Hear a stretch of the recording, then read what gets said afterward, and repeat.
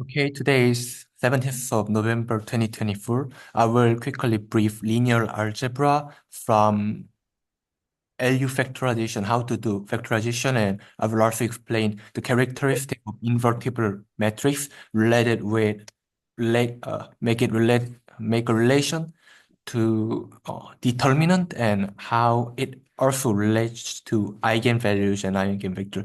In linear algebra, one of the important thing is you should remember there is vector and there is corresponding space, which is made by the set of solutions. You should remember it. And also, if let's I will write about column space A. The most important space is column space and null space. We like this. And there's a lot of properties if you see it. There will be dimension, and there is some question of what is of subspace. These two questions are similar but totally different. So, like maybe questions such like, is column space is in R2 or R3, let's say Rn, then it is the problem that the necessity condition of Rn is you should have n linearly independent vector. So if you want, if it should be column space or column space in R2n, then there should be n number of linearly independent vectors. Then how about rows?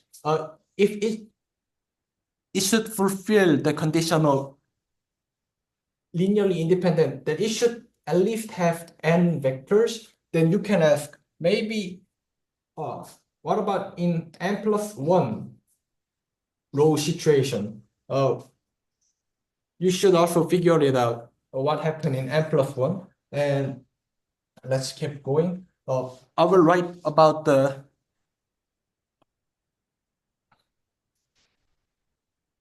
definition of column space A. Column space A's definition will be B, which is B equal AX for some X in R. And this is the definition of column space A. We can just think about the space which is spanned by basis of column space A. And for null space, this is the solution set of which satisfies AX equals to 0. This is the definition of null space. For today, I will quickly finish. So let's go directly to subspace. What is subspace? Subspace is actually you should satisfy three conditions, which is subspace.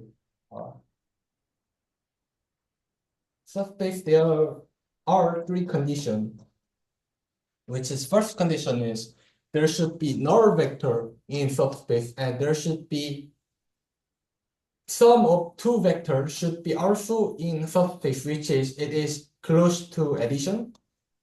And third thing is the scalar multiplication of some vector should be in subspace. It should be then, we can say it is closed in scalar multiplication. There is very difficult problem.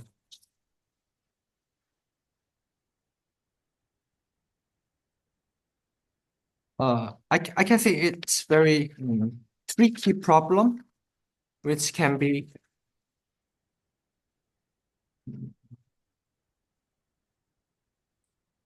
very tricky problem, which can be S equals to, there is subspace such as SF0. Then in this case, V1 is 1, 0, 0, and V2 is 0, 1, 0. then in this case, is V1 comma V2 is basis of subspace H? The answer is no, because each of the vector is not included in this subspace H, because if it spans, it will be V1 comma V2 comma 0. So it looks similar, but it is not included in subspace.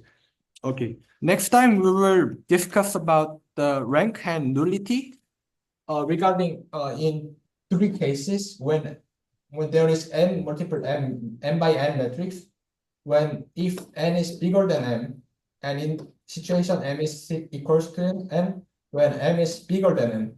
In these three cases, how rank nullity is defined, we should discuss about this. And next, I will quickly share my note. So, okay, if you see this, then column space will be b equals to x for some Rn, which is the definition. And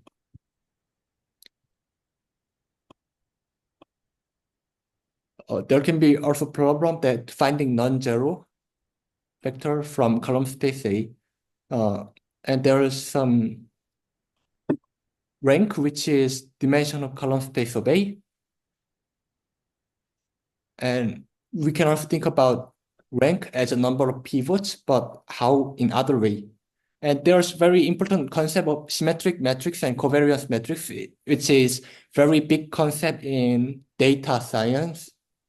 And this theorem is important because it guarantees that if there's different eigenvectors, then there is distinct eigenvalue.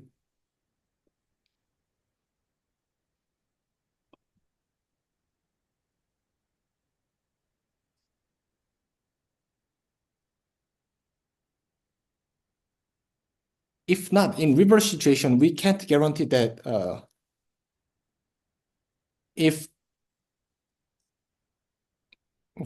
we can't guarantee that if eigenvalue is same, if eigenvalue, if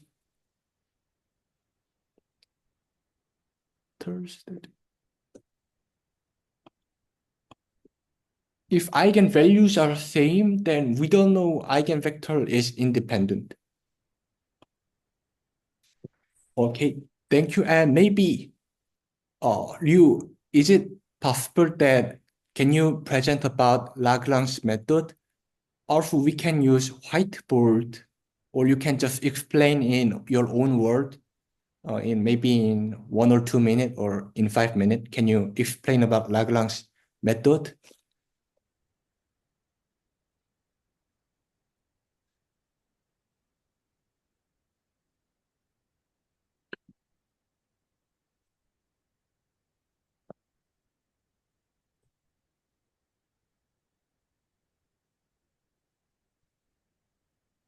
By first explain about Lagrange method, then it is really used a lot in optimization problem.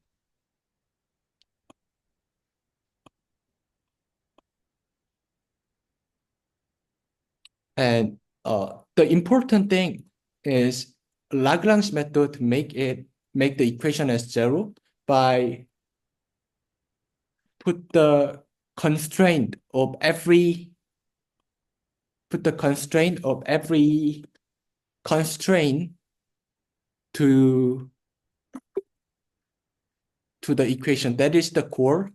And next time we can also discuss it with financial mathematics topics in optimization problem, in especially for Markowitz portfolio optimization problem. We use Lagrange method to get a solution.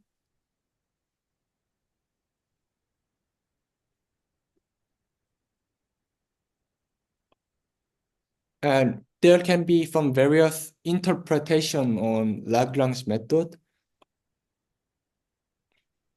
We will figure it out next time.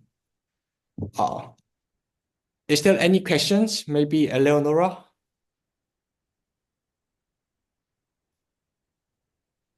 Pina? Any question?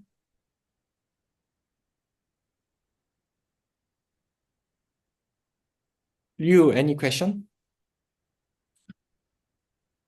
Okay, then I will finish our meeting today. See you next time.